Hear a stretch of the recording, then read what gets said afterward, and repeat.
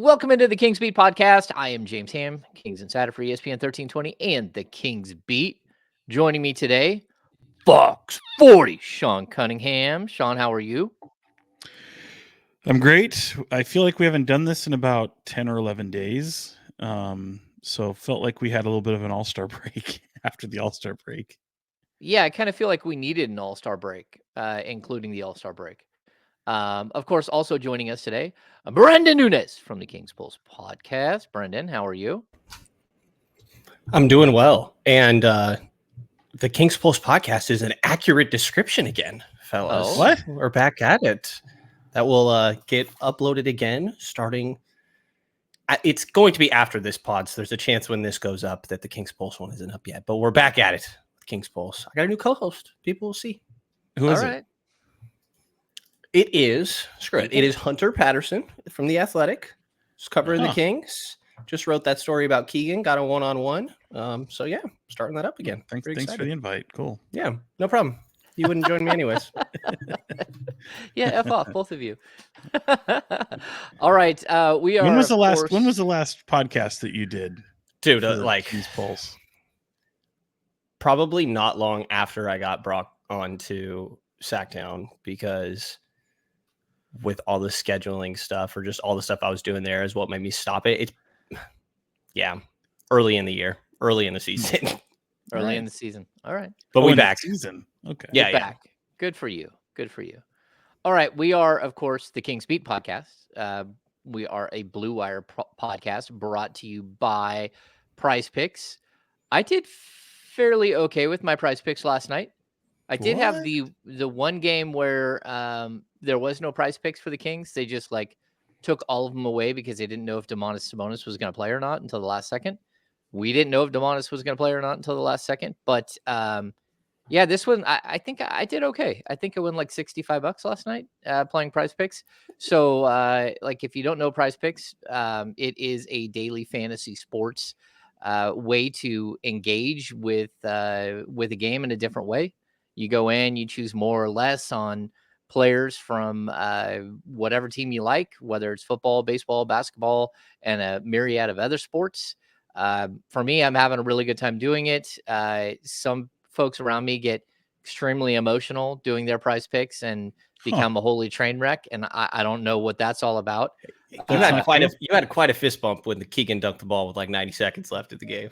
I just looked back and just there's my Keegan dunk right there. That was fun. I didn't even, to be honest with you, I hadn't even looked at seeing if I'd won or not. I did make a very poor decision and chose less on Bam Adebayo points, rebounds, and assists. That's what cost me from winning the big money. Give it a shot if you're out there and you're thinking about ways to enhance your sports watching. Prize Picks has been a lot of fun for us here at the Kings Beat. So go to prizepicks.com. There's a link in the bio. Go to that link and use the promo code KINGSBEAT, all one word, to get a matching entry up to, I think it's up to $100 for your first time. So give it a shot. And do they do UFC? Can you do UFC on that? Because I was watching the UFC card this past weekend, and Ricky Tercios, who fights out of Sacramento, his fight got canceled at the last minute, but I made a little pick'em with a buddy of mine, and I actually lost and did not do well. I thought that Yair Rodriguez would beat, and I just blanked on who he lost to. It'll come to me. Sean, you can do MMA. I'm looking at it right now. All right. You can do darts. I did not know that there was competitive darts. Well, you could do esports. I could go full League of Legends out here. You can do cricket. Brian Ortega, by the way, he beat Yair Rodriguez and screwed up my pick'em. Okay. Yeah, you can also do Australian, the NBL, tennis. Wow, there's all kinds of stuff in here.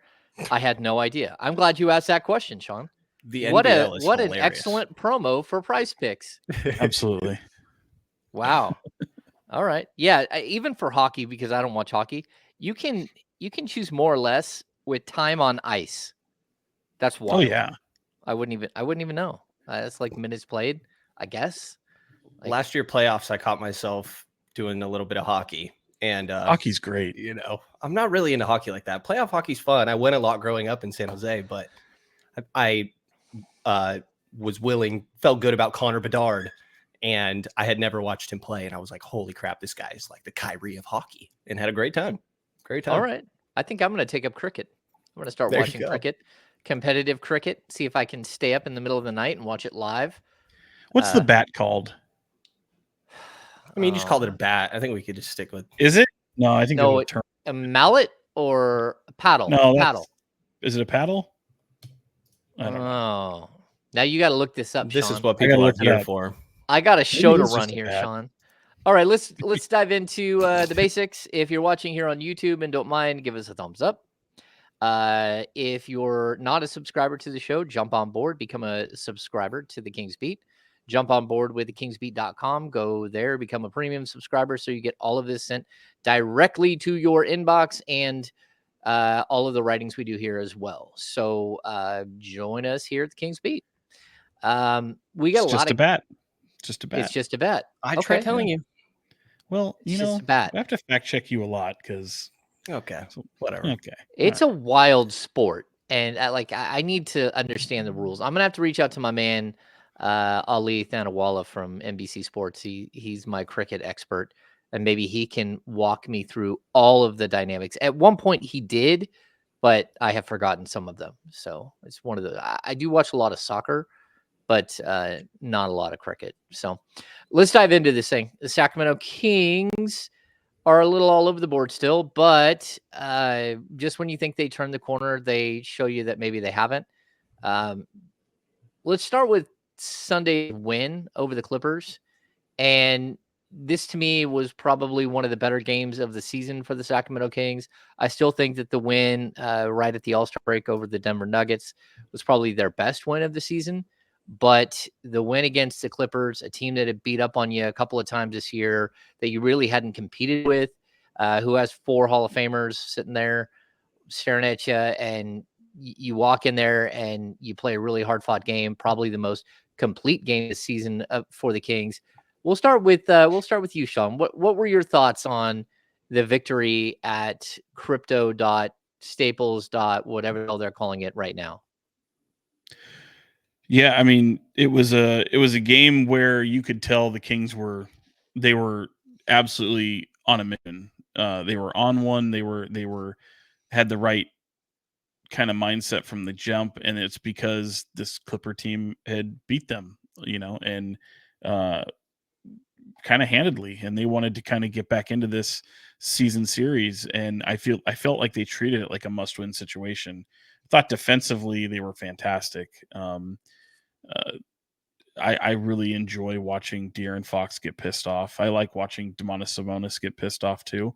I feel like when each of those guys get to that type of level, the team responds very well. It's not just them that respond well.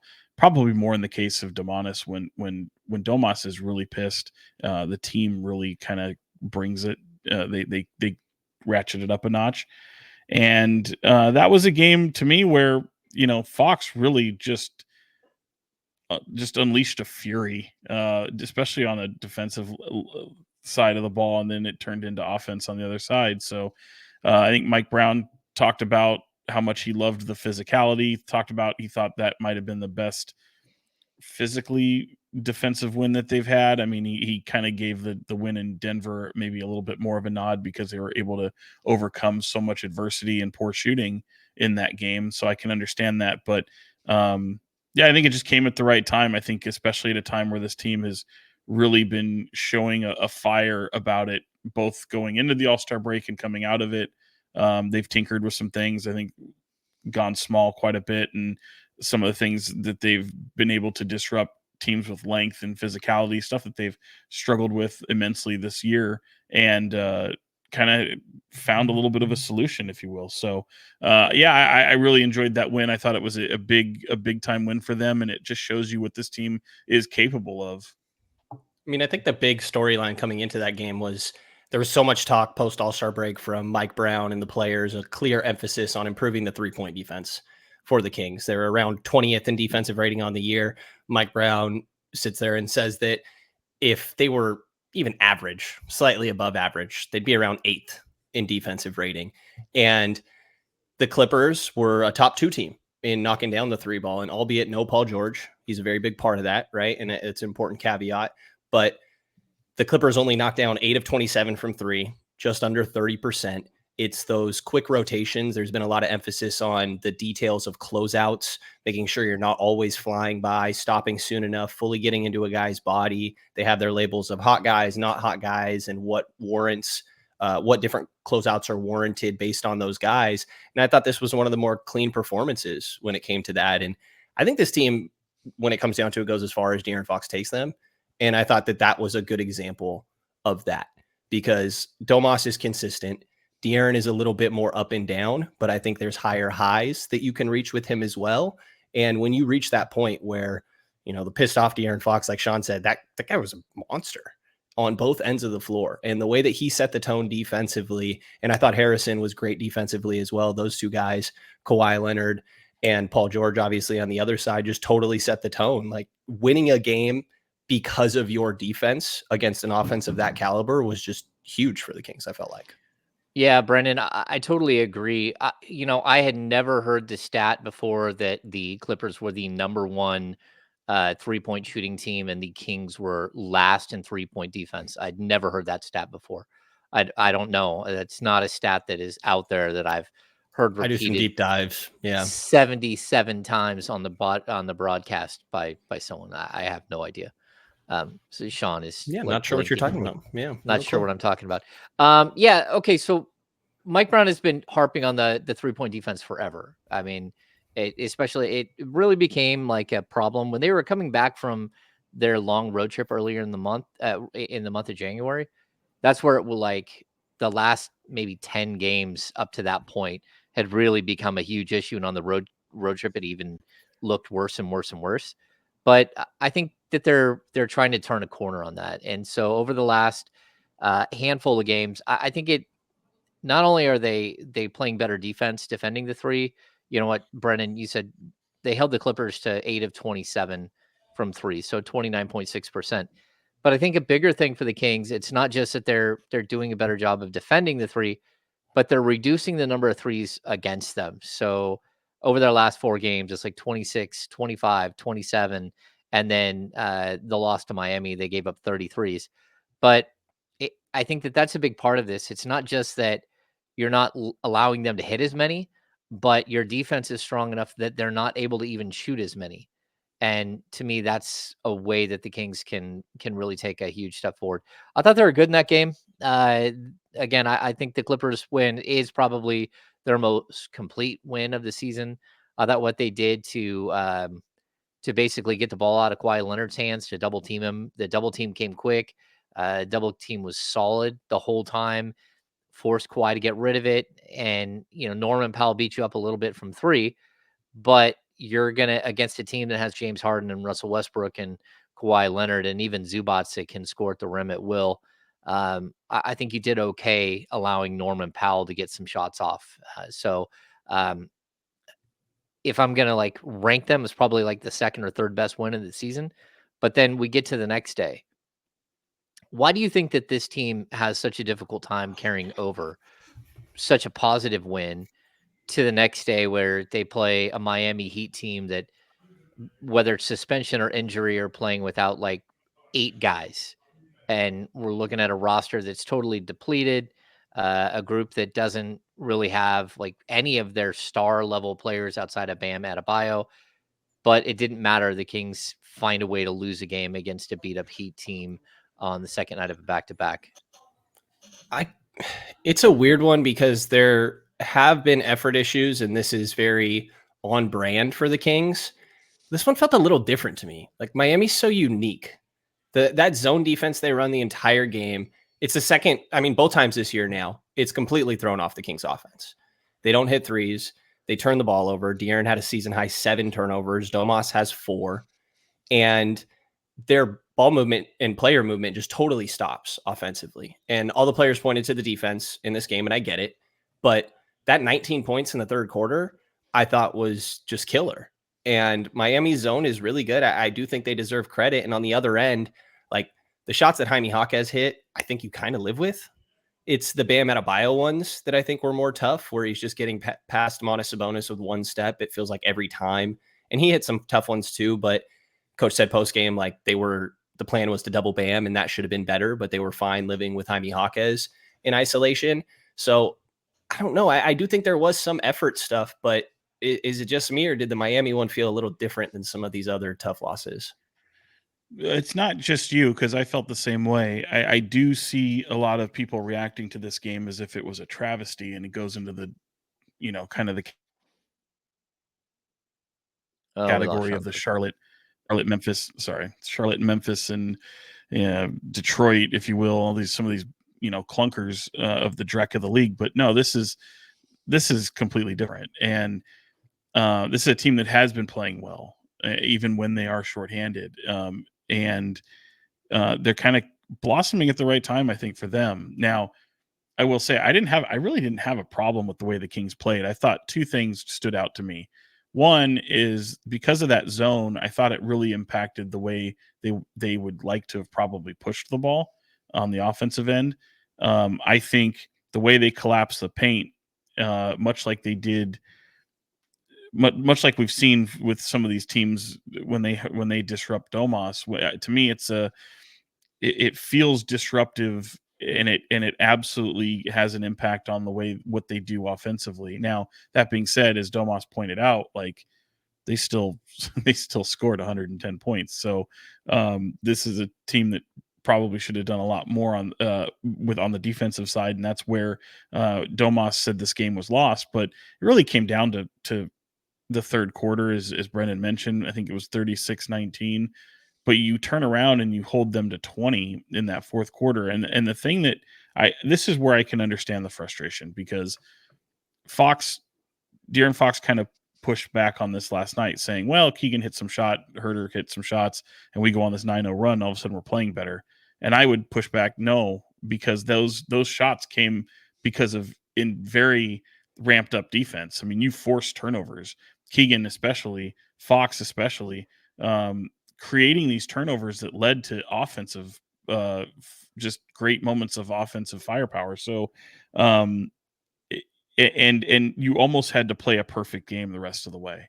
And you go down 20, and there's probably a freedom in that. We've seen that before, where, now you're playing with nothing to lose, and maybe the other team relaxes a bit. And certainly I felt Miami was making some really bonehead plays on the offensive side of the ball. And the Kings took advantage. So their rally comes up short. Certainly, I think the way the game started, I mean, they forced, 7 turnovers for De'Aaron Fox and 4 more for Domas. 3 of them came so early. And I just felt like the way they disrupt Domas kind of took some of the flow out of the game for what the Kings wanted to do offensively. Keegan obviously was a big factor in like that first quarter, and then you didn't really see it again until the fourth quarter on the offensive side of the ball.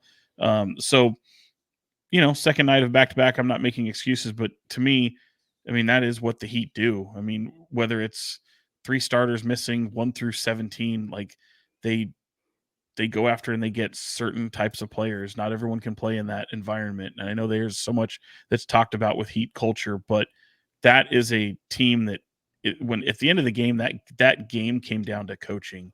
And I thought Erik Spoelstra proved why he was, in my opinion, the best coach in the league. I think it wasn't the best look on, I think Mike Brown just got outcoached in that game. I mean, no slight to him.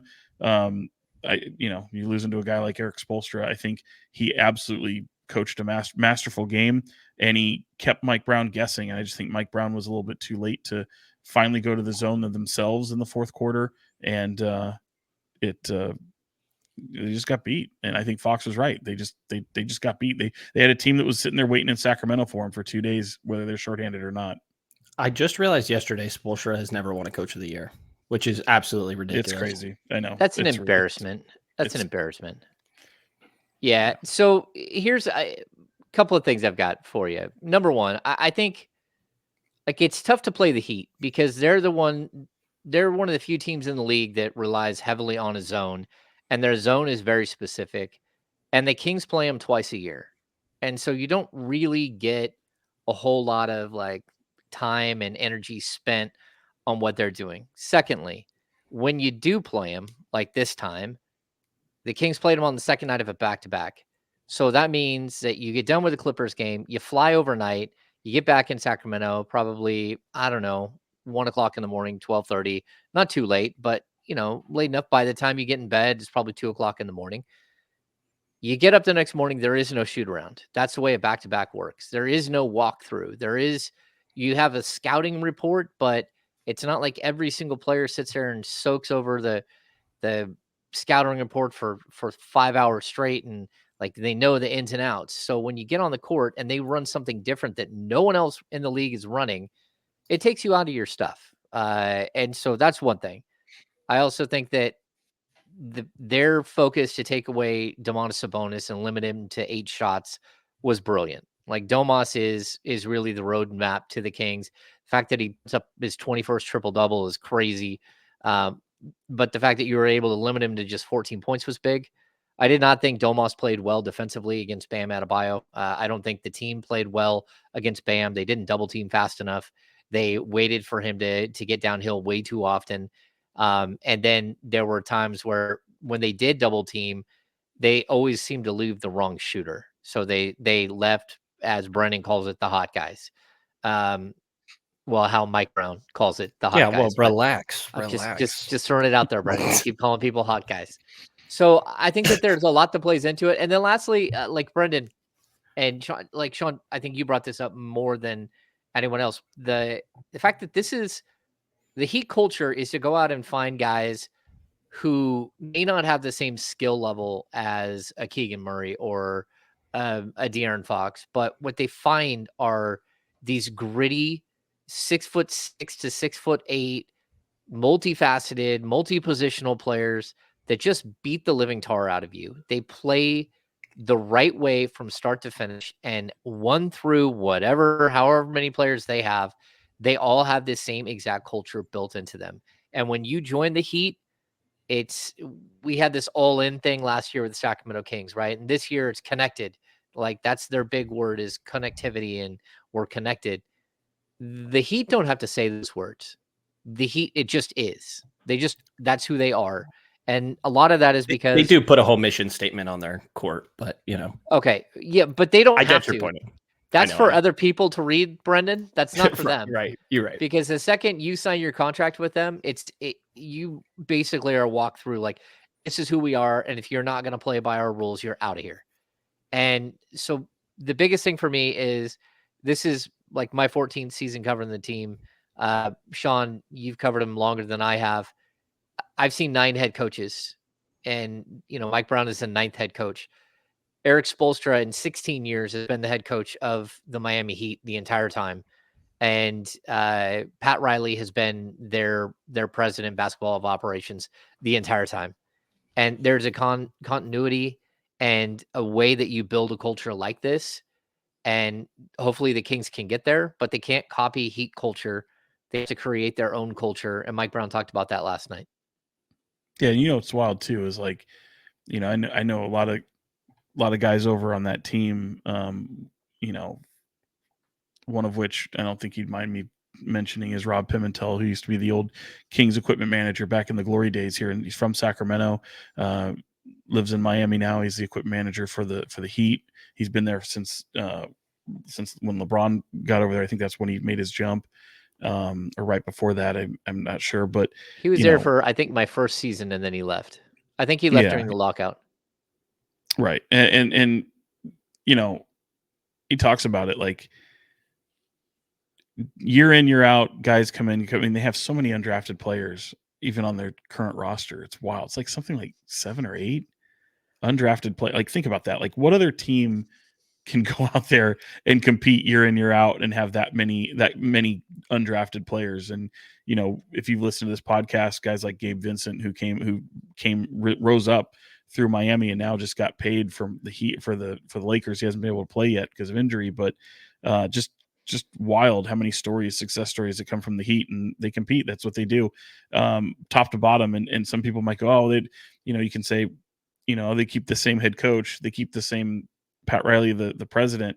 It's a Pat Riley system through and through, and ownership leaves him alone. And you might say, Mickey Arison doesn't meddle. Nope, he's still involved in all the big decisions. He's at every single practice and all that. He sits there. He's got his son, who's a COO of the company, and he's right there. So things that other teams get bashed for still happen within the Heat organization, but it's all the same every single year. And it just speaks to a kind of a broader thing of how that organization is run. But at the end of the day, Eric Spoelstra does an amazing job. That team is always prepared. He doesn't give a damn who's playing. They all know what the task is, and certainly they're going to take their share of lumps. I mean, let's not kid anybody. They're like 8th in the West. We're talking about this team as if they're, a championship contender, but or 8th in the East, I should say. But this team just brings a certain identity to them night in, night out. They have the same identity, and every player has a buy-in. So that type of team, the way they compete, is going to keep them relevant, and they won't be the Pistons or the Hornets, and if they are, they're not going to stay that way for very long, just because of the way that team competes. Yeah, it's interesting, Sean, you bring up the undrafted thing. They had 9 players play last night. 5 of them were undrafted. I mean, Duncan Robinson, undrafted. Caleb Martin, undrafted. Like, a lot of their success, even, their stars, Jimmy Butler, who was the 30th pick in the draft. Like some of their, even Tyler Hero, like middle, he's not even a lottery pick. That's kind of like who they are. They find diamonds in the rough. They develop talent better than anybody. Eric Spoelstra in his 16 seasons has 2 NBA championships, but he's also been to the finals 4 times. Outside of that, last season, this team went into the playoffs as a play-in team. They lost the first game in the play-in, and then won the second, and then went to the Eastern Conference. Went to the finals? They did go to the finals. Yeah, that's who this team is. They're gritty. They're powerful. They have a bunch of universally talented players that can play so many different positions and roles for them, and they have a system. They have a system in place. And man, Jaime Jaquez is just another version of everything else that they have. He just might be a better version of Caleb Martin or Highsmith, or name that guy that they have on their roster that looks and feels like his game looks and feels the same way. How do you replicate that? I don't know that you can, but like, how do you find guys and bring them along like this, where it seems like no one else can? And look, I think here's something I'll point out that stuck in my head. Like the Kings, when I watched the Kings this entire season, there's only one player that plays with this type of intensity from start to finish every single game. And it's the same type of player. It's Keon Ellis, where you're watching somebody who literally looks like he's fighting for his NBA life every moment that he's on the court. He's not taking anything for granted. He's out there playing as hard as he can from start to finish, because he knows that, hey, there's 6 other dudes here who are going to replace me if not.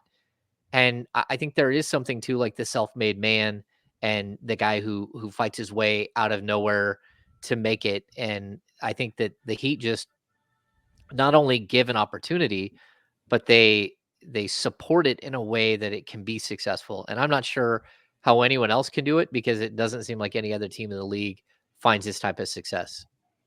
Well, James, I think you asked Coach about it post game, and he pointed to the importance of having that continuity that they've had, whether that be the coaching staff or front office we just mentioned, but even players that will echo those same things. Like he talked about Udonis Haslem and the importance of him, and it can't be the same voice. You need some guys that are echoing what the coaches are saying on the bench, not just because they want to be bought in, but because they actually believe. And I think that, a guy like JaVale or Harrison is kind of what stands out potentially with this Sacramento group, but that's extremely hard to replicate. And again, I think the belief of 100%, I think that this is the right way, rather than I'm choosing to be all in, is a big difference. And it's honestly, the Kings haven't had enough success in my mind for players to just 1000%. We know this is going to work. Like, you still probably have some second guesses here and there. And it's probably impossible to replicate. I can't think of another team that really does it, but it certainly is a process. And if we're talking about it with the Kings, like, maybe Mike Brown is that guy that obviously holds a sense of accountability. And, maybe Fox and Sabonis can kind of be those as well, but really it would be a process. And Sacramento seems like they could be early on, at least in the right direction towards it. Yeah, I would agree. Like, the process is difficult because, I think the one guy that felt like he could have been this type of coach for the Kings, we only got to see for like 5 minutes, and that was Michael Malone. Like, during my time covering the team, where you felt like, oh wow, this is different. He's got the buy-in. People always talk about the DeMarcus Cousins buy-in from Michael Malone, but it was more than just Cousins. And like, the team was buying in, the team was winning, the team was playing really, really well, and then they got in their own way.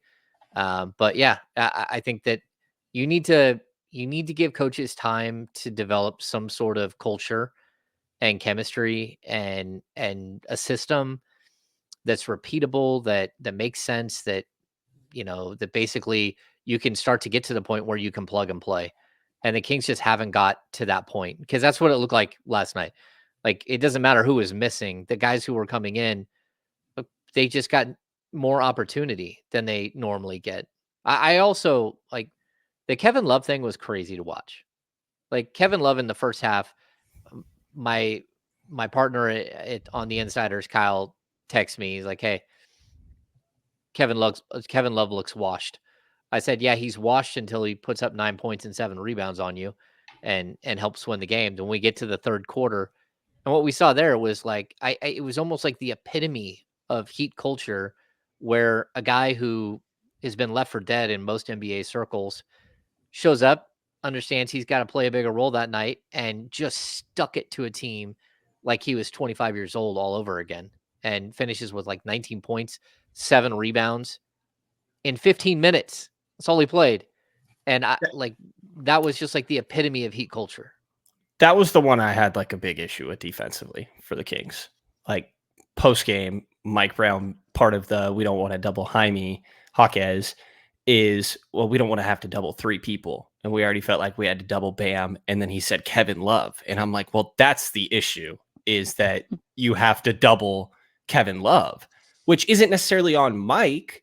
Part of it is, you talk about Miami here, they go get guys that fit their system and their style of play. And the Kings just lack size and physicality. And the fact that you have to double Kevin Love at this point is not a good sign. I also like to add to that, I think that the Kings really, when they put Sabonis on Kevin Love, everything like calmed down and it was fine. It was when you had Kevin Love against a second-year Keegan Murray, and Kevin Love not only outweighs him by a bunch, but just has so much more experience, and then just kept getting everybody in foul trouble. I thought that was like wild, and good for Kevin Love, because I don't know if you guys, like, you could see the joy of the game like coming out. Like, he was just like exuberant coming off the court after he got somebody else in foul trouble again, and an and one. Like, there was there was a moment there for Kevin Love. Like, hat tip to him for having like a good, like, he was really impactful, and he felt it and he knew it. Like, am I crazy? Yeah, well, no, I mean, I think people look, I mean, Kevin Love is still a professional player, and he's had games like this season. I think the ironic part is you should have expected it.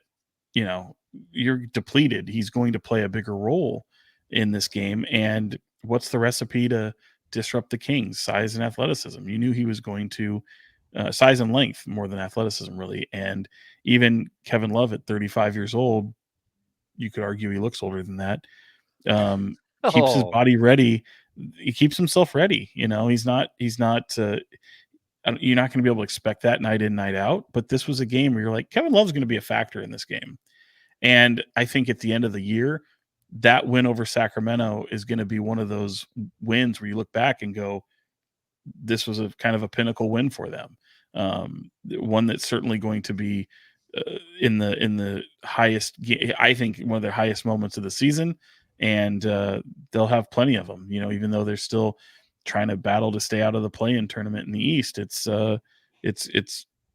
again, it's just a team that plays the right way. And that's why you don't want to see a team like that in the playoffs, because especially a coach like Spoelstra with the adjustments that can be made. Oh boy. Yeah, he just has a knack for getting his players to do what he needs them to do. Like everyone follows lockstep. Really is impressive. By the way, thoroughly amused by the suspended players and Jimmy Butler, Nikola Jovic, and Thomas Bryant hanging out at McCooney's last night to watch the game. That was McCooney's on 16th. Yeah. Oh, were they?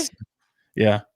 I didn't see any and of they're that. just cheering on their team from afar. Well, just a few blocks down the road. A few blocks down the road. Yeah. That was bizarre. And I'm really surprised Alvarado didn't get more than 3 games. Like, I'm not sure what he was thinking, but like he hang out there on the sidelines, like low key, like he's about to go stand in the corner and steal a pass. And then instead of stealing a pass, he like ran over and started punching Thomas Bryant. You're like, what is happening? Why are you punching somebody? It was like the whole thing was wild. Let's just get to the overall feel. I mean, the Kings, I thought they played really well against Phoenix right before the break, but lost in a tough battle. I thought they played spectacular. Well, I mean, they had no legs, but they fought, they persevered. They couldn't hit a shot, but they come out with a win on the second night of a back-to-back in Denver. They didn't blow away the San Antonio Spurs, but at the same time, like, look, that's the first game coming out of the All-Star break. Domantas Sabonis was questionable literally up until the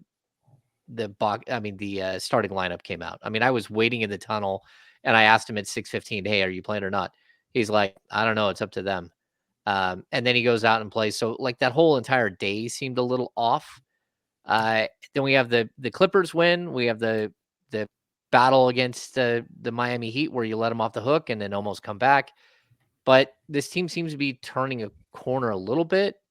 What do you guys where are you at with them, and what are your expectations for like the final, what is it now, 25 games that are left? I don't know if I can go ahead, Brenden. I still think it's really the same things. Like, I need defensive consistency from this group, and Mike always says as close to 48 minutes as possible. I'm down to lower the number, like as close to 40 as possible. I just need more than half the game, 3 quarters. And that, I think I think De'Aaron Fox setting the tone is big there. I think that Harrison Barnes has been solid, and I think Kevin Huerter's been pretty good on both ends of the floor recently as well. I am more so encouraged by the way they get up and compete with the big teams than maybe concerned with playing down to the level of some of these opponents. But it obviously does factor. I mean, I think for me, it's just, can you clean up this 3-point defense as the year continues? And I need to see De'Aaron Fox stay in form too. He's looked great post All-Star break. Looks like he needed that break, or at least benefited from it. And like I said earlier, I think the team goes as far as he takes them. So for me, really, it's 3-point defense, and can De'Aaron keep it rolling? Yeah, I think the way you asked the question, I do like the way they're playing, even though they're 5-5 over their last 10. I like the fact that they've shown a willingness to compete. They've, as Brenden mentioned, they've ratcheted it up a little bit, and I think the break was helpful. How long can they sustain that? Will they have to, kind of tinker again? Will they have to kind of? And I think that's just part of the evolution of a season. That'll happen. But will they look to make any other changes? I think right now is probably the most stable that the roster and rotation has been. You're not really dealing with too many significant. Obviously, Fox went knee to knee with Jaime Jaquez last night. He stayed in the game. Played through it. He was limping a little bit, but obviously played through it. Saw him after the game. He had his typical old man walk. He said he's fine when James asked him. But something to monitor, right? I mean, Domas gets beat up, and obviously Sasha's out with an ankle still. This team, is available, though. And I think that's going to remain the expectation that this team will have the blessing of health. I think that this team is capable of staying out of the play-in tournament with the remaining games. I know a half game separates 5th through 8th right now. But I do feel, by virtue of them being largely a 5th, 6th team in the West for the large part of the season, I feel like that's kind of what they are. And even with them, it's going to take that ratcheting up on the defensive end, especially, for them to hold that spot in the 5th or 6th spot in the West, because other teams are coming for them. You know, you've seen what the Suns have been doing. They're kind of tinkering with being a hot team again. I think the Warriors are playing probably their best stretch here of the season, and there are moments where, even though the Warriors can lose to the Nuggets, that they can still go out there and show like they're a team that can battle in the West. So I like what I've seen from the Pelicans at times. Sometimes they look like a different team altogether. So I think if you're really watching and paying attention to some of these other teams in the West, it's an interesting stretch. Lakers have won 7 of 3 or 7 of 10. The Warriors have won 8 of 10. The Pelicans 7 of 10. So everyone's like winning in the West right now. And those are those teams where I think the Kings, if they ratchet it up, they can still maintain and they can still keep that foothold on 5 and 6 in the West. I do like what I've seen coming out of the break, though. And I think everyone's got the right mindset. I just wonder, does a 3-game losing streak potentially disrupt things and take them out of that headspace? That's a good question, because the next 2 games are Denver Nuggets, who they're 3-0 on against on the season, and the Minnesota Timberwolves. And the Minnesota Timberwolves are 1-1. They're one of the few teams to beat Minnesota in Minnesota this season. But even like when you do get a break, am I mistaken? Do they play? Is it Sunday, Monday? They have a back-to-back in Minnesota and then back home for the Bulls the next night. That seems like an extreme turnaround. No, is that right? I know they play Oh, Monday. no, I'm wrong. No, they It's have the Wednesday, weekend off. Friday. Oh, they do have the Yeah. weekend off. Yeah, They're yeah, going to yeah. have the So it's weekend Monday. off. Yeah. Okay, so that makes me feel better. Yeah, we get to the month of March, and the schedule turns a little bit. You got, what is it, 11 games in the month of March at home. So this team has played more road games than any team in the league right now, and they've got a couple more coming before they start settling in and playing a bunch of home games. I think that's a good thing. You mentioned Sasha there. I'm not sure Sasha's going to play the rest of the season. We'll have to see how it goes, but let's just be honest. Like they said, 4 to 6 weeks before they'd reevaluate, but it's a grade 3 ankle sprain, 28 years old. I'm sure he's had other ankle issues before. Even like this season, he rolled both of his ankles the weeks before that. There's a possibility that, Sasha's like it's usually an 8 to 12 week injury for a grade 3 sprain. And by the time he gets back, there's just not much left. But Mike is kind of pared down what he's doing right now. And for the most part, I kind of feel like it's a 6-man team. Like Trey Lyles on occasion has had some good games. Davion Mitchell hit a couple of nice shots against the Clippers, but overall, those guys have kind of faded to the backdrop. Even this last the game against Miami, you're playing on the second night of a back-to-back. You really could use some of your role players to step forward. Monk ends up with 8 points. I think Trey Lyles had 5 points and Davion Mitchell had 2. They end up with like 17 points off the bench. Domantas Sabonis has to play 40 minutes after playing 37 the night before. And you're starting to see this team kind of separate itself into like the starters and Malik Monk. And then 1 or 2 other guys, maybe 3, counting Chris Duarte, that are playing somewhat. Is there a point where I know it sounds really strange to ask, but like you watch Miami play without a bunch of dudes, and it seems like they've had to do that a couple of times this season already, but other teams that have to play without some of their starters. And sometimes it allows someone to elevate their game and to become something more than what they were before. And by staying healthy the whole season and having the same like 6, 7, 8 guys play in the rotation, it almost feels like with this Kings team that they're kind of stagnant in who they are. And there is no other way to improve. It's either they've got it that night and they're hitting their threes, or they don't have it and there is no other way to go to the bench and find another guy like Kevin Love who can come out of nowhere and put up 19 and 7. Do you guys get what I'm saying? It's like, I know like being healthy is a good thing, but being healthy also kind of has lent itself to some stagnant play within the core group of players. Go ahead, Sean. I don't I think you did that because you're going to agree with what I say. I don't know that I completely follow.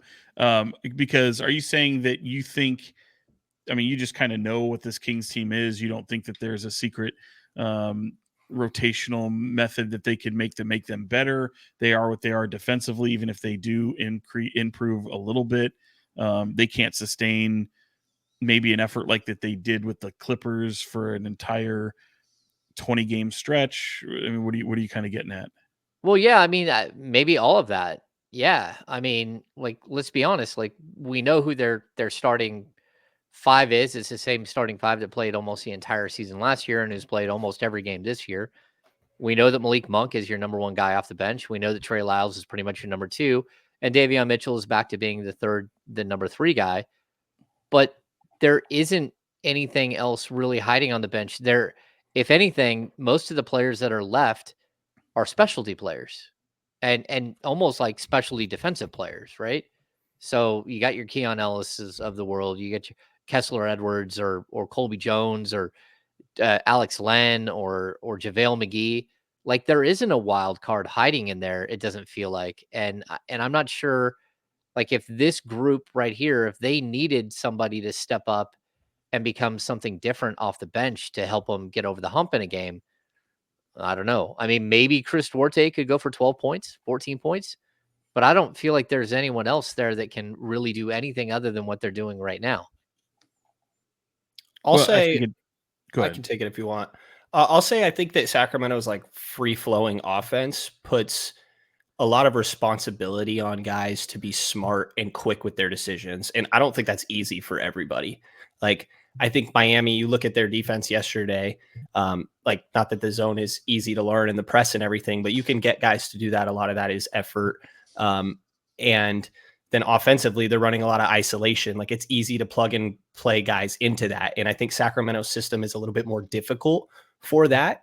And, you know, you could also knock that maybe like a guy like Chris Duarte, you could question that acquisition then, because if he's not a quick decision maker, is he a great fit in this offense? And so there are questions there, but I think that you know what you're getting from Fox and Sabonis most nights. And I feel like of the four remaining, really, Kevin, Keegan, Harrison, and Malik need like 40 from them, you know, at least. And it's a night where, to me, Malik should be the third most consistent guy there, or the guy that I feel like I would feel most comfortable relying with. And he has a 8-point performance, 4 of 10 on a night that you probably really could have used his playmaking and some of his dynamic ability. 16 games this year, he shot single digit points, and the Kings are 6 and 10. Like after Fox and Sabonis, you don't know who is going to be able to produce. And I think Sacramento's free flowing offense doesn't necessarily, it makes it so it relies on everybody. And I think that can be a little bit tough sometimes with the responsibilities that these guys have. Yeah, I would put that number closer to 70 that you need from those guys. Yeah, it's probably higher. Yeah. Yeah, because I mean, if you factor 50-ish from Sabonis and Fox, this team's giving up 120 every night. So you need, right. If they're the only guys playing. Go ahead, Sean. Yeah, well, I mean, it's interesting because like what you mentioned about Monk is things I harp on that all the time. Like they have a hard time winning when he's not a factor, and especially when he's turning the ball over. Seeing a different player or two with bulk minutes would be interesting. I don't know, consistently, who knows?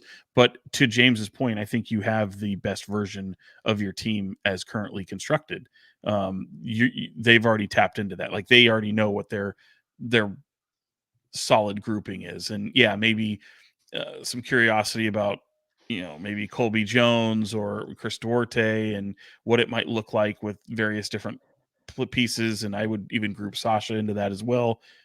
Certainly, I think there could be moments of, solid play, but also there'd be some growing pains along the way as well. So you have to take that with it. That's part of it. I don't think there's no perfect solution. This team as it's constructed is not a perfect solution. So I think through 57 games or whatever it is now, you just know what this team is. And it's the same basic team that they were last year. And that's what they were betting on. Get them in a playoff series and they could be a really tough out. And I think that they will be.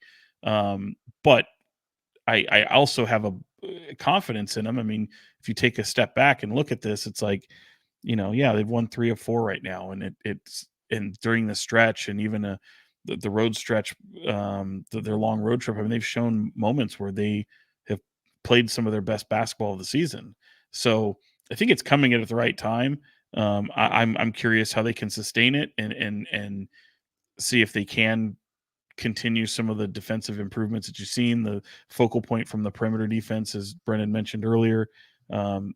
These are the question marks, but by and large, like the postseason can't come quick enough. Really, I feel like for them, it's getting to can hopefully hold on to it for their sake, and hopefully not too many stumbles along the way. I think this team is just really like if they could start the postseason right now, I think they'd be thrilled to do so. I also think that Trey is like a comfortable 7 for me. And not to say, like, obviously it's a decent gap between 7 and 8, but like, I feel pretty good about Trey Lyles minutes. Last night to close the game, and maybe it's partially because HB is not playing great, but you're going with Trey over HB. And sure, you'd like to have probably a better option, but I think that Trey plays really hard. He plays physical while he's out there. I think he's gotten really good since coming to Sacramento and making those quick decisions. And sure, defensively, like, I mean, I guess that's where the issue comes. He has 5 fouls yesterday, for example, but teams will try to get him in switches. But I don't feel like he gets destroyed. And I kind of think this small ball 5 might be a little bit of an X factor going into the postseason and the rest of his regular season. Yeah, I don't disagree with that. I think Trey Lyles is right there. But I think the biggest point that I would make with Trey is, first of all, he's shooting the ball incredibly this season. He's shooting 40% from 3, 45.8% from the field. But we're talking about a guy who, at this point in the season, he's only at 7.3 points. And there could be a game where Trey can get you 16. There might even be a game where he goes for 20, but we haven't seen that at all this season, like where he's taken that big of a leap in production. And I think that it's just kind of an issue with this team. Like they are who they are, right? I think we can all, yeah, we can all kind of look at them. You only have what, 25 games remaining? Yeah. So I don't think there's too many unanswered questions really about this team. Okay, so I'm gonna hit. We'll have this be the business of basketball. I almost forgot. I thought you wanted me to go back to that. What's your other one? James works at ESPN. Why can't I do that? Is that better? I don't know if it's better, but at least it's original. Pick one. God. James works for ESPN. I love this moment. Okay, I'm going to ask like another, I don't know, slightly complicated question. If this is who they are, and we're not sure if they can finish the season outside of the play-in, we're not sure if they're going to be a 5 seed, a 6 seed, a 7 seed, a 8 seed, a 9 seed, a 10 seed.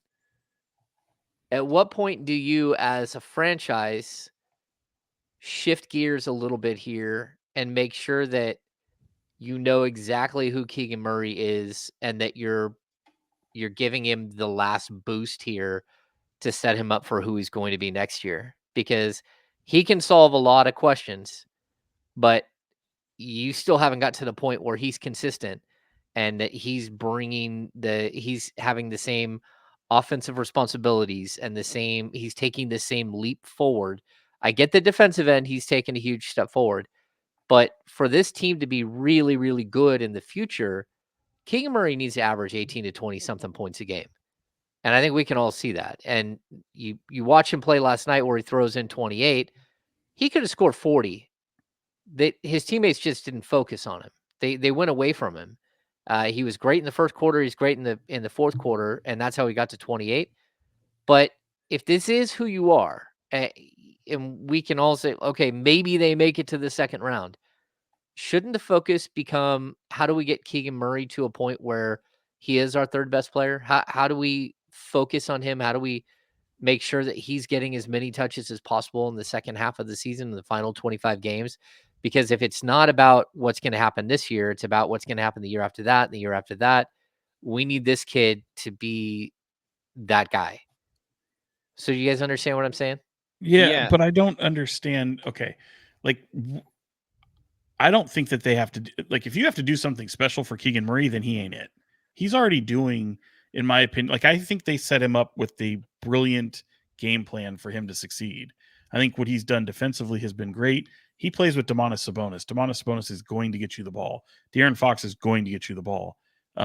It's up to him to be that guy. I don't think there's anything that the coaching staff can do more to make him be a better version of himself. So you don't think probably that the coaching staff could work to get him 4 extra shots a game? No, not really. Not in the equal opportunity offense that they run. I think it comes down to him to recognize the opportunity to take the shots. But again, like, he's putting so much in on the defensive end right now that you could argue, sure, maybe he's a little bit more passive than he should be. He's going to keep, like Brenden mentioned a minute ago, the split second decision making that this team has to do on the offensive end might prove more of a challenge for him because he wants to be that good teammate. He wants to recognize that he's being a good defender. And you see games like last night where you have a great start to the first quarter. You don't really do anything in the second and third. And then all of a sudden you come alive in the fourth, but you do so as a result of your fantastic defense that you're playing. Just to answer your question though, there's that part where I don't think the team has to necessarily do more to create Keegan Murray opportunities. I would also say they should definitely not get to a point where you're looking at, well, this season is what it is. Our attention now is all on board to make Keegan Murray better. Because again, if you have to do something like that, then that ain't the guy. Your team is not built that way to all of a sudden hit this big pause button or reset button or whatever you want to call it to all of a sudden put all the attention on one focal person. It's just not the way this team is manufactured. I get what you're saying. You want him to be this type of scoring player to really accelerate their success. And I don't necessarily disagree with that. But my argument would be I think Keegan Murray has had ample opportunity to be that person. And I'm not trying to like hammer Keegan Murray as a result. Like, I'm not saying like it's his fault or anything. I think this team has done a plethora of things to be able to put him in that light and have him be that guy to take advantage of his playing time and maximize it and be an offensive juggernaut, improve defensively, and be the type of player that they want to see from him 2-3 years down the line. I don't know if there's a better way to accelerate the process than they already have. I think that point about the equal opportunity offense is like maybe the biggest one to me in this. And there's just pros and cons to it. I think that part of why they run it is for the postseason, obviously, and you're unpredictable. Like, I remember Kevin Huerter early last year being like, if we don't know what they're doing, then they don't know what we're doing. And it's because it's all read and react. It's not set black and white. And there's value in that. But at the same time, if a guy is going, that doesn't necessarily make it simple for him to just get the ball back next possession and get an opportunity to go to work. So I think it's what we saw throughout the course of this year of HB's aggressive for a stretch and then Keegan's aggressive for a stretch. And there's a lot of times this year I wish De'Aaron Fox would be a little bit more aggressive rather than resorting to some of this free-flowing offense. So I think there's pros and cons, but I do think it makes it tough to go get a guy a couple more shots. And I'm not saying that you can't go away from that. I think they could benefit from doing that sometimes. But really, I think this entire season has been that process for Keegan, that we've seen him, again, the step defensively, but offensively, I do think he's trying to do a lot more off the dribble, whether that just be 1 or 2 dribbles in a mid-range look or a tough fadeaway. Like, we've seen little, Chris Middleton flashes here and there. He took a couple, I thought, off the dribble stuff yesterday. So I still think those flashes are there, and it's just, it's early in the process. And I do agree with Sean that, like, I don't think that you have to cater to Keegan like that for him to get better. Okay. Yeah, I mean, I think I do. Like, to be honest with you, I think when Keegan is rolling, the Kings are a better team. And, we talked about, let's just look at the Miami game, like, as an example. You talked about how good they were in the first quarter, how good they were in the fourth quarter. Those were the 2 quarters where Keegan Murray scored 25 points combined. Like, I just think that, like, we're to a point where, like, we understand who this team is, and the team should understand who they are. Like they're a potential first round playoff team. They're also a team that could lose in the play in and be out. They could also maybe make it to the second round, but I don't think that you're putting them in any contender discussion. And if you want this team to be a contender in the future, the easiest path to get to that is through Keegan Murray. And, we talk about equal opportunity offense. It's really not an equal opportunity offense. De'Aaron Fox is second in the NBA in field goal attempts per game. It's De'Aaron Fox and then an equal opportunity offense. Well, I think De'Aaron goes and gets his, though. Well, I agree, 100%. but I also, like, there's so many. He's the only one in that roster outside of Malik Monk that will go and get his. Yeah. No, I get it. I mean, I just think it's an interesting question because for me, it's about a long-term development of the team and the squad, like, and the easiest way, the path of least resistance forward for this team to take another level and to level up and become a much better team in the future is through Keegan Murray's development. I do wonder though, to that point, like, we're talking about Keegan Murray being the scoring player, and I think he is a scoring player, but you want him to you're hoping to see him be a 17, 18, 19 points per game type of thing. But I think I don't see how that makes you better, especially when you play defense the way you have largely for the entire season. Like, we're seeing some flashes, we're seeing moments of trying to just become an average defensive team, and again, in a league where nobody's really playing defense. I get all that, but, like, what does that look like if this roster is constructed the same? And it won't be, but next year, okay, and Keegan Murray is that type of scorer. Maybe it's better just to say it for this year. Let's throw that question away. Let's say that Keegan Murray is more of an 18 points per game scorer. Okay, that's clearly going to come at the expense of somebody else. So Okay. what does that look like in terms of? I don't see how him being that type of scorer on this team right now makes them that much better going into the playoffs. I would say if he was consistently doing it, there'd be a difference, because the guys he's taking it from are the inconsistent ones in my mind. No, I get what you're saying, but I think that's my point. Like, this should not be about, like, how much better are they going to be this season going into the playoffs. I mean, in all honesty, like, this team is not a championship contender. Right. And the only way to get to that status in the future, well, the quickest way is for him to become a better player. And the other players around him, I'm not sure that it matters. Like Fox and Sabonis, yeah, that matters. But outside of that, like, this team is going to be built around 3 or 4, if they can retain Malik Monk, 3 or 4 players in the future. And I want to make sure that one of those players is up to the level of the others. Let me ask you guys this. Okay, we're gonna cut the season off right now. Let's just say pandemic happens again, and we're not going to have a regular season. Yeah, knock on wood. Sorry. Damn it, Sean. We're not going to have a postseason. If this season were to end today and nobody was crowned champion, would you consider this season a success for Keegan Murray? Did he take the right step forward? Would this be a better season than his rookie season? Easily, in my mind. I'm going to say he took a step forward defensively that we didn't see and we didn't know was possible. But offensively, it hasn't been there enough. It hasn't been consistent enough. He hasn't been given the opportunity for it to be enough. Like, 12 shots a game is not what I think, like, where the path forward for him is. It's like, I want to know that he can be my second or third best scorer. And I don't know that today. And I mean on a contending team. I don't mean on, a team that an equal opportunity. You're equal opportunity because you have to be. Does that make sense? So Brenden and I are on the same page. James has a variation of it. Let me ask you this then. Who would you fault that with? Is that Keegan's fault? Is that Mike Brown's fault? Is that the system's fault? What would you fault that with then?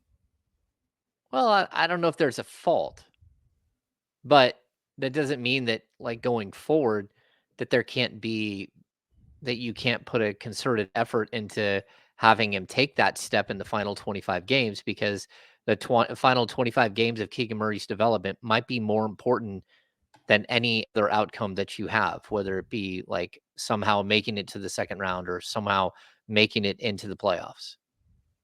And I would argue that the 25 games be damned, seeing him in a postseason atmosphere again, an environment like that would be more beneficial. It'd be beneficial for sure, but I would like to know that he can be like a number 2 option, and if De'Aaron Fox is out, he can be a number 1 option. Like that's where you're heading with him. That's you want to compare him to who do you want to compare him to? Like if you want to compare him to Middleton, that's fine, but you need someone that can step up in that role. So I don't know. It's an interesting discussion. So. All right. Well, let's wrap up here before we get to final thoughts. We did have a moment with why am I drawing a blank? Who is Mason Jones? Mason Jones. Yeah. In the locker room last night, Sean. I thought it was really interesting to hear Mason Jones talk. He's a player who has been in the NBA before. He's a player that is getting a lot of fanfare in Sacramento, despite the fact that he's never stepped on the floor and played for the Kings. He did get a technical. He's given up more points this season than he has scored. You're right. Yeah, I mean, just he has a negative plus minus in 0 minutes. Yes, it's 0 minutes. Which is wild, because knowing that and hearing his head coach saying that Mason Jones has won them a game is just mind-boggling. It's mind-boggling. It's a good story. He's a good kid. I thought, like, I didn't really have like an interview. Like, I didn't really feel like I needed to interview him. But I get that, like, clearly Jason Anderson was writing a story about it, and because you do so much television work, Sean, that can be a nice little side story, the Mason Jones story, right? Right. Yeah. And here's the thing. I wanted to do it pregame away from practice because I didn't want to waste everyone's time talking to Mason Jones when there's like more relevant players at the time to use the practice time to talk to. Of course. Using that pregame time was great. And yeah, it was neat because there's a lot of storylines that kind of involve him. You talked about the technical, you talk about obviously his energy that his coaches talked about, Mike Brown talking about winning games, Mike Brown offering to pay the technical fine, even Trey Lyles offering to do the same.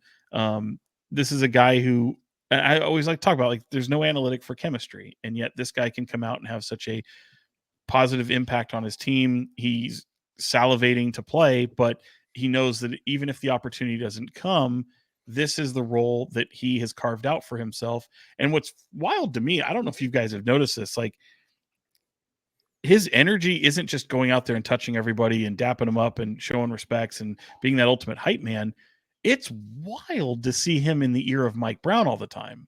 Like, the two of them will literally have conversations where it reminds me of, like, let's just take a real world situation of like you being at a job and you're Mike Brown, you're the captain of the ship or whatever, and you've got the last guy you need to talk to and making sure that he's on the same page. Like, hey man, give me a moment, let me talk to my team.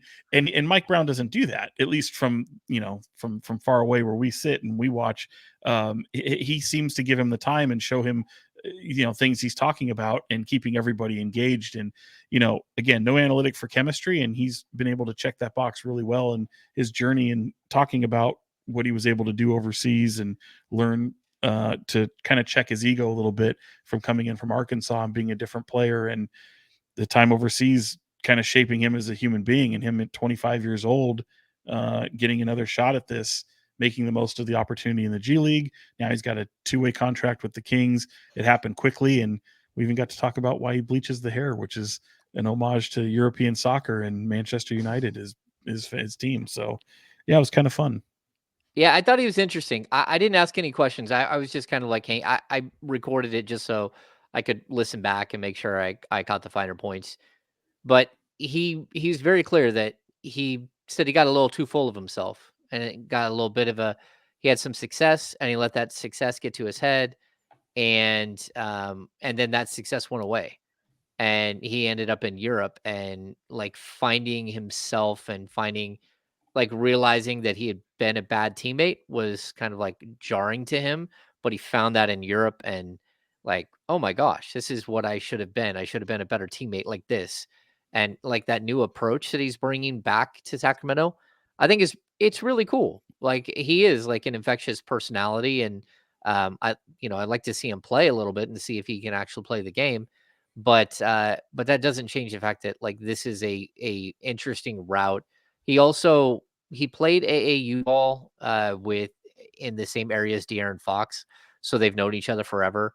And then he played with the Lakers with Malik Monk, and so like he's got ties to players on this team all over the place. Plus, I'm sure the Arkansas connection with Malik Monk as well. Malik Monk, how many times did he drop an F-bomb like yelling across the room? Maybe like 4 times. That's all right. It's Malik. It is Malik. Brenden, I don't know if you caught this. It was funny. People think that, he's got this energy off the bench, but even last night after the loss, and, he's coming in to head toward the shower area, and he did what like every kid does at home. I don't know what that door frame that goes around a door, but you go up and you like dunk against it. He just goes up and does the same thing as he's like heading into the showers. It's like, yep, that energy carries off the floor as well. Oh, that's awesome. JaVale and him messing around a bunch post game. Yeah, he was great energy after the loss too. Yeah. Interesting situation. Let's get to final thoughts. I have one today. But let's get to final thoughts. No, actually, I got something real I'm gonna talk about. Okay. And it's not sad. So I don't know who wants to start. I got this. I listened to yesterday. Oh, the Paul George just had DeMarcus Cousins on his podcast, and it was very good. Audio a little choppy because they're at live on location at actually like a punch bowl in Indiana or something. But it was great. He talks about getting traded from SAC, kind of that process, learning about himself and the narrative surrounding him, I guess, is what we'll go with. But I thought that was a really interesting conversation. And I will say, I thought that Draymond Green going on the Jeff Teague podcast was amazing. I listened to both of those the last 2 days and loved both of them. All right, Sean, do you have any final thoughts? Yeah, I think I need new internet because I missed his last thought there. What did you say you saw in the last couple of days? Also, what was it? Also, Draymond went on Jeff Teague's pod. And that is very funny because they just clown on him for all the ridiculous things he's done this year. That's fantastic. I didn't know Jeff Teague had his own podcast. Oh, it's so good. And how about Jeff Teague? Yeah, and how about that too? Like when he was in Indiana, DeMarcus did something that I didn't think I would see, at least so soon. And you could argue it hasn't been so soon. Do you know what that was? He went to a brunch, Sacramento Kings brunch. He took a picture with Vivek Ranadive.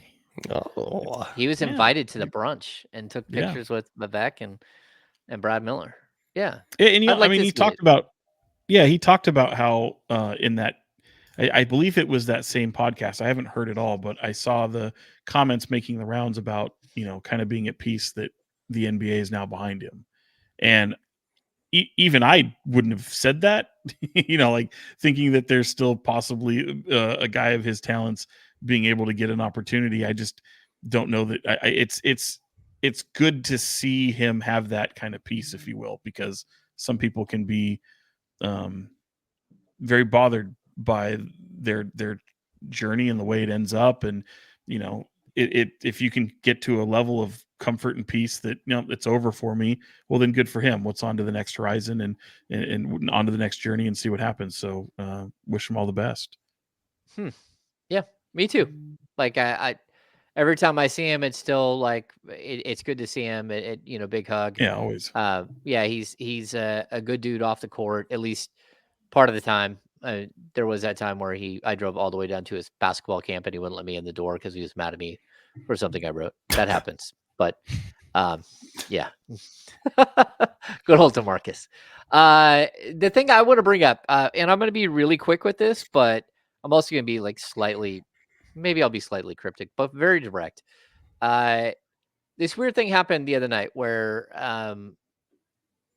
1140 Sports. What is it you guys call yourselves, Brenden? Sacktown Oh. Sports. Sacktown Sports. Oh, we're gonna have some radio war here. Is this what's gonna happen? On here? Absolutely not. Okay. Where Sacktown Sports put out a story about the Golden State Warriors. This is and it got like crazy where everybody is attacking their Twitter handle. And I got to be honest with you. I don't get it. I just want to, like, whether we compete or we don't compete, whatever it is that 1140 and 1320 are, I will say this. 1140 has been the one business in Sacramento over the last couple of years who are hiring writers at all, that are bringing in and actually paying for the craft to get better and to keep your daily reading alive. No one else is. The Sacramento Bee is down to one dude. NBC sends somebody that we just had Tristy here for a couple of games. But outside of that, Tristy, right? There we go. Yeah, Tristy. They haven't been here for months. No one else is covering this team from a writing perspective. And if people think that the Golden State Warriors aren't relevant in Sacramento, you probably shouldn't have your franchise take 16-year hiatus where they were bad and this team down the street won 4 championships. So I am all in support of 1140 on the writing side, making their money any way that they can, because to be honest with you, they're the only ones putting it back out there and bringing in writers like our friend Brenden here and our friend Frankie and their 49ers guy and these other guys. So just I want to put my 2 cents out there. I think it's BS. Stay off their back. There are so many Warriors fans in Sacramento. And if they can get some people in there that are helping pay for the writers that they're supporting in our community, then so be it. Whether they're the home of the Kings or not, to me, that doesn't matter. They're a major writing source at this point in Sacramento because nobody else is. So that's my 2 cents. Wasn't expecting that one. Yeah. No, that's pretty good. It was a little niche. I get, like, it was about Warriors birthdays and stuff, and I get it, but I promise you, people read the Warrior stuff. There's not there's a reason that Warrior stuff gets written. And yeah, I get it. I thought it was a little funny how blown out of proportion you don't have to say anything, Brenden, and get yourself in trouble. That's all I got. All I got to say. Did you write it? You wrote it? Nope. No. All I got to say is, like, look, that's the world we live in. Yeah, that's the world we live in. For someone to jump on that and like have that go viral and be like an attack point. Wild. Come on, people. Like, again, they've got to make their money somewhere, and like, and they're putting it all back into what they're doing out there. So hey, we show on the Fox 40 side, we're showing Warriors every single night that they're on. It doesn't matter.